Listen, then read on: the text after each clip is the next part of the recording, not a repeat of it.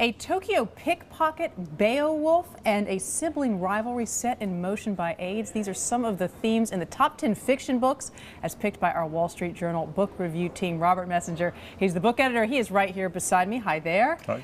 All right, first we got to get to the nitty gritty. How you guys come up with a list, because fiction is so eclectic and it's so up to personal opinion. How do you all arrive at your decision for top 10? Well, we first look at the books reviewed this year and we try to pull the books that just stood out in the review. So first we have to choose the books to review, then we go through all the reviews, and some books in all the genres, mystery, science fiction, things just sort of pop off the list and you just know, I read that, it was so great, you can't forget it 4 months later. And then we sit in a room and we argue. And you argue. And these are all books you have reviewed at WSJ Absolutely. At some point. Now, Tell the Wolves I'm Home. Just give us a feel for that. That's one of the books on the list. Very interesting. Give us a summary of the plot and why you all thought this is so compelling. Carol Rivka Brunt's novel is just deeply moving. A young girl, 14, June Elbus, she lives in Westchester.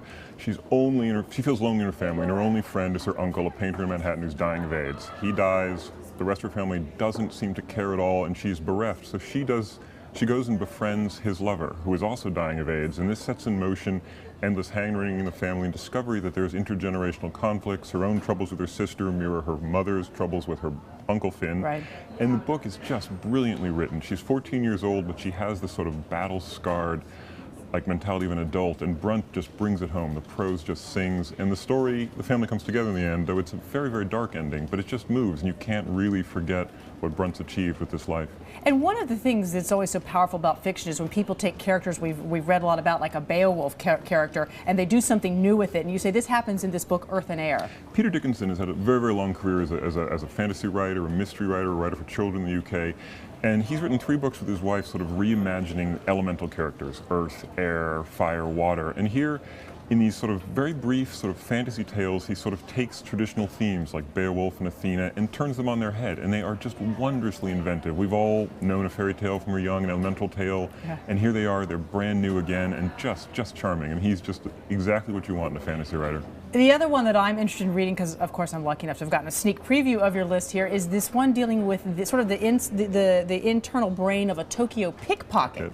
The Thief. The Thief is a debut novel by a Japanese mystery novelist. He's written one more in Japanese. This is his first in English. It is Dostoevsky. There's no real way around it. This pickpocket describes his crimes intricately, the sweat that pours down his back, the fear as he goes and steals a man's wallet, and then he himself is swept up in an evil plot by a sort of malign genius. I mean, it's a Raskolnikov-type character. It's just an amazing and riveting debut novel. I do not envy you guys having to narrow this list down to 10 books. I hope you're all still speaking in the book review department. It is. We're just lucky. We get to tout these great books, and it's all done. I mean, every year we get to see these wonderful books, and it's just a joy to be able to say to people, these are books you should read. All right, well, there are 10 books they say you should read. You're looking at the list of them all right now, and you can read more about those on WSJ.com. Thanks for being with us. Those are the best fiction books of 2012, according to the Wall Street Journal book review team.